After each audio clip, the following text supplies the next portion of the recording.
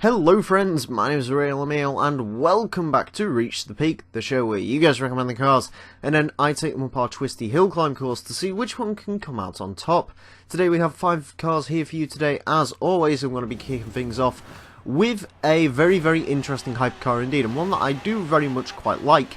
This is the 2013 Lamborghini Veneno, 740 horsepower, 508 foot-pound of torque, 3,373 pounds of weight. With the snow tyres equipped, it is an S2 class car, 964 in PI. It is our most powerful vehicle here today. It's also the highest in PI. So, the Veneno. This car does stand a very high chance at going to the top of our leaderboard. The leaderboard is of course dominated by the MG Metro Horizon Edition, which did beat the Bugatti Veyron Supersport, which is the other hypercar that's gone around here and has done very well indeed. On its side, the Veneno handles much better than the Veyron. On the downside, it doesn't have nearly as much power. The Veyron was rocking almost 1200 horsepower. This thing's rocking 740, which isn't particularly close. This also has half the torque that the Veyron had. But again, handling on this vehicle is so much better, and once you hit that sort of level of power, there isn't really much way you could go with it. Granted, this thing is not as quick as the Veyron in a straight line, no way. But it isn't that far off, because of course, around here, around the Devil's Corner hill climb course, you know, there isn't too many straights where you can get the cars up to speed, and Veyron's huge advantage is top speed. Granted, the Veneno, it is very quick in a straight line, don't get me wrong, but it hasn't got that top speed. But around here, that shouldn't really affect it. And again, handling wise, this thing is absolutely fantastic. It handles amazingly. It is pretty darn quick as well. It is the best hypercar I've driven up here. It's probably going to be the best hypercar I'll ever drive up here, because yeah, it's just a very good vehicle. Now, I wasn't really sure how it would sort of go on the snow. It's actually reasonably okay to control. You do have to watch out for the bumps a little bit. You know, again, it's so much more suited on road, granted, but as a snow vehicle, it isn't too terrible, as it turns out. So, yeah, honestly, it impressed me, but I was sort of expecting to be impressed by the Veneno, so there you go.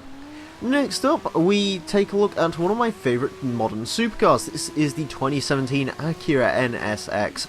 573 horsepower, 623 foot-pound of torque, 3,803 pounds of weight. It is an S1 class car, 889 in PI when equipped with the snow tyres.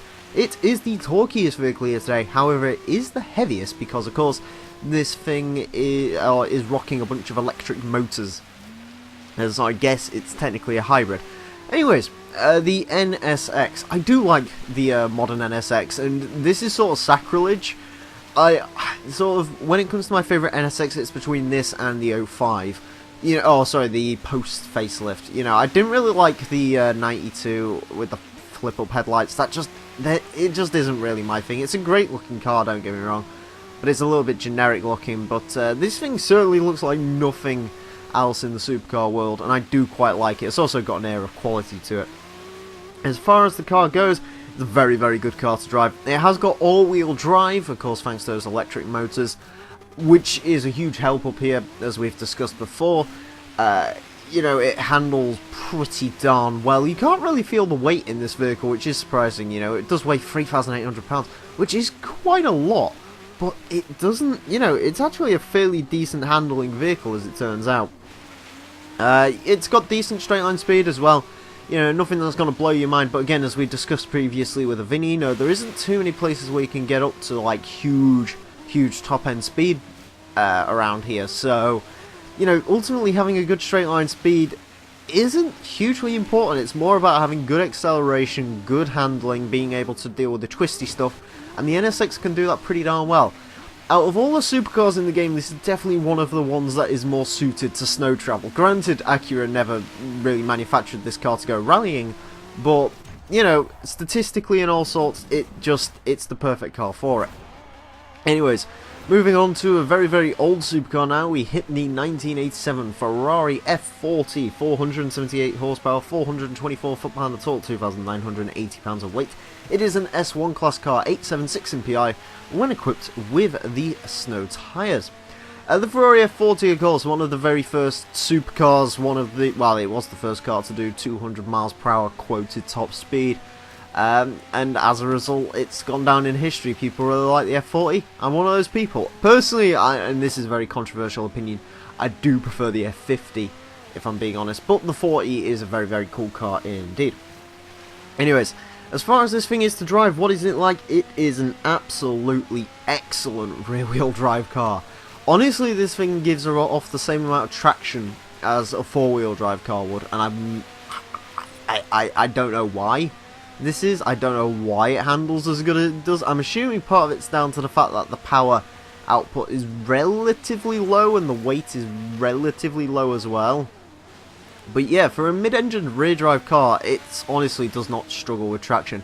It can go a little bit sideways if you power on a little too much through some of the tighter corners, but you shouldn't really have issues driving the F40. It is really very surprisingly capable.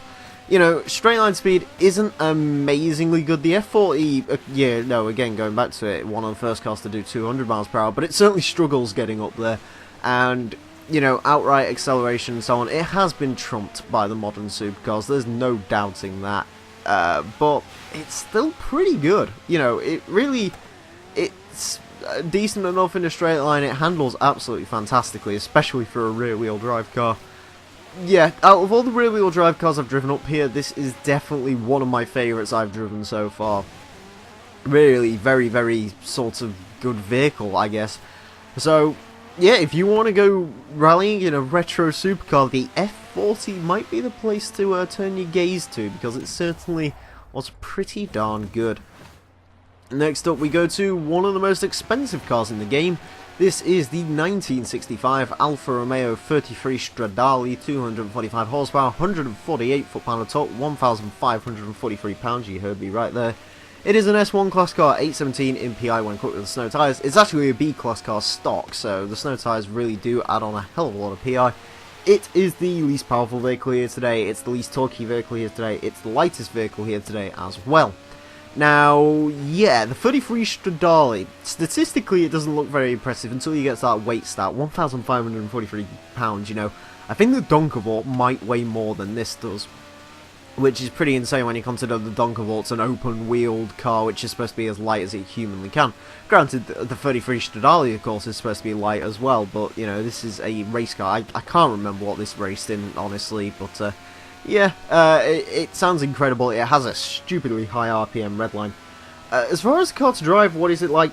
It's good, but it's very strange. The car, it doesn't feel like you're in control of it. It almost seems to float, which is, it sounds strange. But yeah, the car just seems to sort of do whatever it wants, and luckily whatever it wants to do is good. It has decent amount of traction. You know, it doesn't really get bogged down all that much. I would say the F40 is probably slightly better handling, but the advantage it has over the F40, and indeed actually every other car today, is this car deals very well with the bumps, because it has sort of soft 60s suspension. Granted, it's soft 60s racing suspension, but it is, you know, soft and from the 1960s, nonetheless. As a result, it deals with the bumps very, very well. Again, this sort of deals with its floating thing. Traction's very good. Again, it doesn't really feel like you have too much control over what this car can do. But, you know, it does good things. So, I mean, it's not really an issue. I do like the 33 Stradale, which is, yeah, honestly a good car. Not sure if it's worth the 10 million credit price tag, but it's certainly a good car nonetheless. Finally, today we finish with a very, very cheap car in comparison to everything else here today. It is, of course, the 2016 Honda Civic Type-R, 306 horsepower, 295 foot-pound of torque, 3,047 pounds of weight. A-class car, 773 in PI when equipped with the snow tyres. It is the lowest in PI vehicle here today. Only front-wheel drive vehicle here today as well. So, you know, there's not really much more on this channel I can say about this car. You know, I adore the 2016 Civic Type-R. This is one of my favourite hot hatches of all time, and it's only been out for a couple of months, or about a year actually, but yeah, really, I love this car. I really, really love this car, and luckily, handling-wise, it is a great car. You know, first thing you notice about the Civic Type-R is it's quick. it's very quick. You know, not even by hot hatch standards, by most modern sports cars, the Civic Type-R is a very, very quick vehicle. Indeed. But, you know, for a 306 horsepower hot hatch, it does handle surprisingly well. There is understeer. There's on-power understeer, which, you know, you can't really avoid in sort of these more powerful front-wheel drive cars. But if you're just a little bit careful with it, it will handle surprisingly well. Even with the on-power understeer, you know, it isn't car-destroying. It isn't, you know, something that's going to get you in too much trouble. You've just got to ease off as soon as you start feeling it. Yeah, very, very solid car. Probably the best all-round hot hatch we've had up here. This is definitely the most powerful, well, actually the Focus RS. This is the most powerful front-wheel drive hot hatch we've ever had up here. If not most powerful front-wheel drive car. It's certainly the quickest in a straight line. You know, this car's closest competitor up here, probably the Astra VXR. And compared to the VXR Astra, I would choose the Civic Type-R every single day. The VXR Astra, it's a little bit cheaper, but ultimately the Civic Type-R is just so much better. Like I said, there's nothing really more I could say about this car. I absolutely love it. And like every single car here today, I would recommend it to you. Go drive all the cars here today, because they were all fantastic. However, there can only be one winner for today, and it is the Lamborghini Veneno. It claims #1 on our leaderboard, going into first with a 156.149. Beats the Metro by 2.7 seconds, which is pretty darn phenomenal. I don't know if anything's going to be beating the Veneno. The NSX, though, does really well as well. 5th place, 201.722. Beats the Audi Quattro Sport by 0.5 of a second, which is really very good indeed. Yeah, the NSX did really very well as well. It almost gets close to our previous leader, which was the Evo 6. The Ferrari F40 finds itself in 26th place with a 209.029, and the 33 Stradale is just underneath flat, going into 27th with a 210.330. A little bit quicker than an A45 AMG. Again, that's a rear-wheel drive car. Does beat McLaren P1, both of those vehicles, though, which is pretty impressive. The F40 isn't even that far off the 458 Italia Upgrade Hero, and that had huge, big rear tyres on it. So, yeah, the F40 and 33 Stradale really are very, very good vehicles indeed.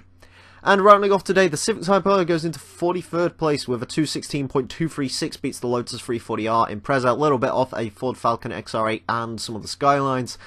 Yeah, the Civic did really very well for a front-wheel drive car. In case you're curious, it is about 2 seconds quicker than the Astra VXR, so yeah, very, very good vehicle indeed. Anyways, friends, that is going to be it for this episode of Reach the Peak. As always, if you have cars you'd like to recommend for this show, feel free to leave them down below in the comment section, and I will add them to my list. Thank you all very much for watching, friends. My name's been The Real Emile, and until next time, a farewell.